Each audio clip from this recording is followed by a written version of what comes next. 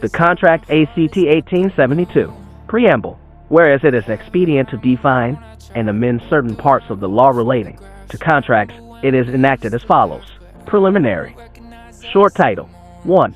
This act may be called the Contract Act 1872. Extent commencement. It extends to the whole of dash, and it shall come into force on the first day of September, 1872. Enactments repealed. Nothing herein contained shall affect the provisions of any statute, act, or regulation not hereby expressly repealed, nor any usage or custom of trade, nor any incident of any contract, not inconsistent with the provisions of this act. Interpretation clause. 2. In this act the following words and expressions are used in the following senses, unless a contrary intention appears from the context. When one person signifies to another his willingness to do or to abstain from doing anything with a view to obtaining the assent of that other to such act or abstinence, he is said to make a proposal. B. When the person to whom the proposal is made signifies his assent thereto, the proposal is said to be accepted. A proposal, when accepted, becomes a promise. C. The person making the proposal is called the promiser, and the person accepting the proposal is called the promisee. D. When, at the desire of the promiser, the promisee or any other person has done or abstained from doing, or does or abstains from doing, or promises to do or to abstain from doing something, such act or abstinence or promise is called a consideration for the promise. E. Every promise and every set of promises forming the consideration for each other is an agreement.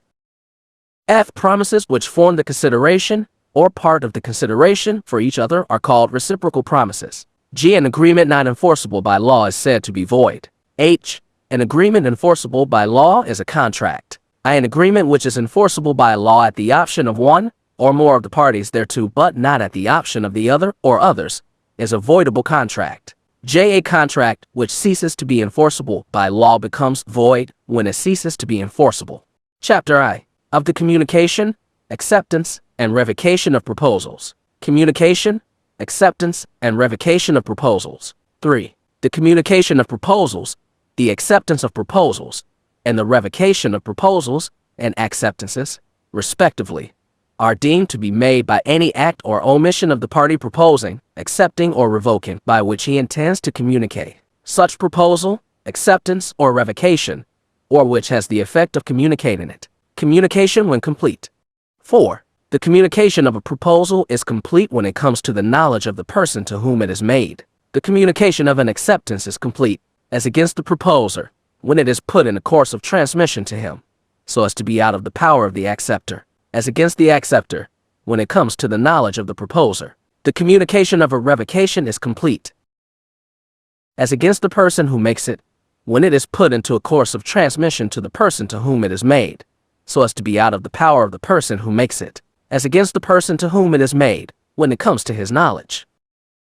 Illustrations. A proposes, by letter, to sell a house to be at a certain price. The communication of the proposal is complete when B receives the letter. B accepts A's proposal by a letter sent by post. The communication of the acceptance is complete, as against A when the letter is posted, as against B when the letter is received by A. A revokes his proposal by telegram. The revocation is complete as against A when the telegram is dispatched. It is complete as against B when B receives it. B revokes his acceptance by telegram. B's revocation is complete as against B when the telegram is dispatched, and as against A when it reaches him.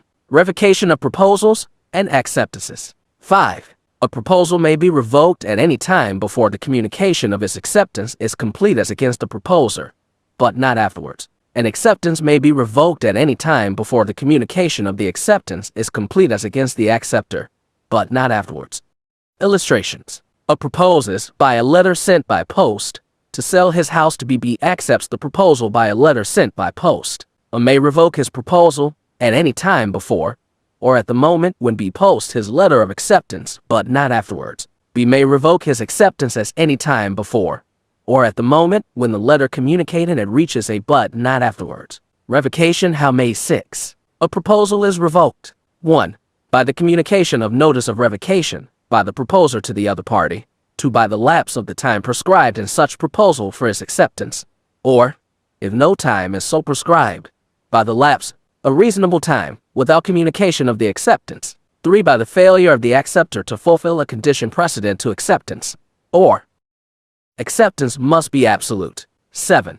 In order to convert a proposal into a promise, the acceptance must 1. Be absolute and unqualified, 2. Be expressed in some usual and reasonable manner, unless the proposal prescribes the manner in which it is to be accepted. If the proposal prescribes a manner in which it is to be accepted, and the acceptance is not made in such manner, the proposer may, within a reasonable time after the acceptance is communicated to him, insist that his proposal shall be accepted in the prescribed manner, and not otherwise. But if he fails to do so, he accepts the acceptance. Acceptance by performing conditions, or receiving consideration.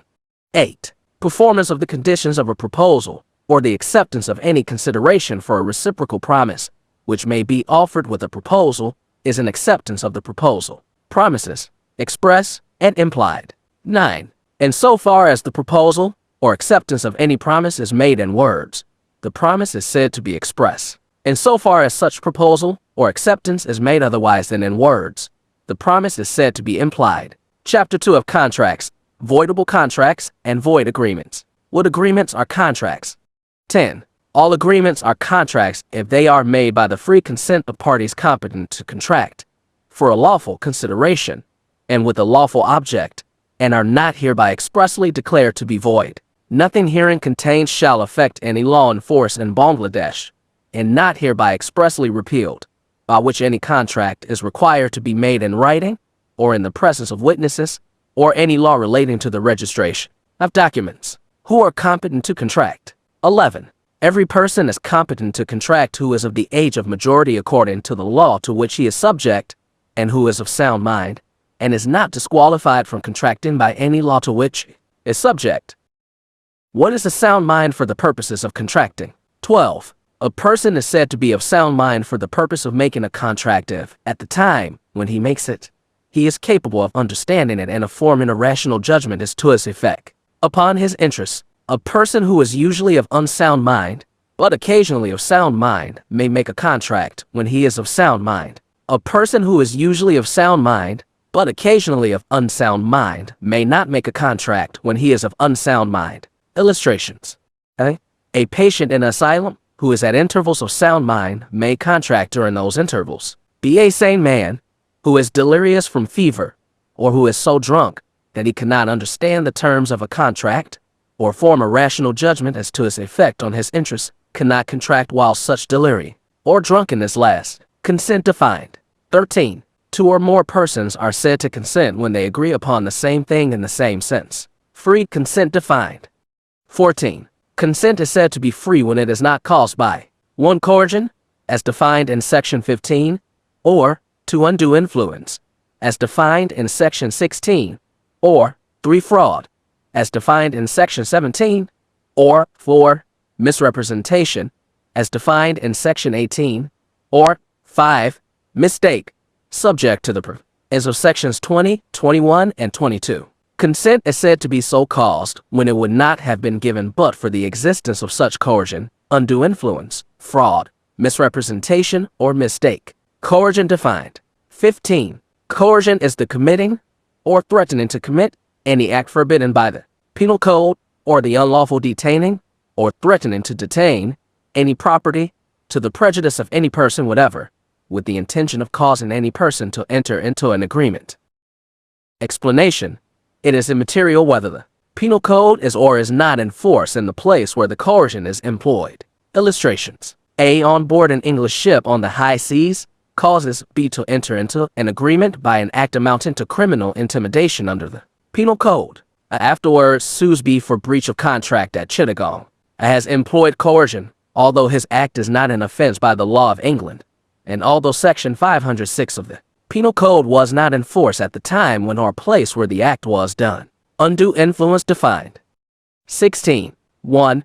A contract is said to be induced by undue influence where the relations subsisting between the parties are such that one of the parties is in a position to dominate the will of the other, and uses that position to obtain an unfair advantage over the other. 2. In particular, and without prejudice to the generality of the foregoing principle, a person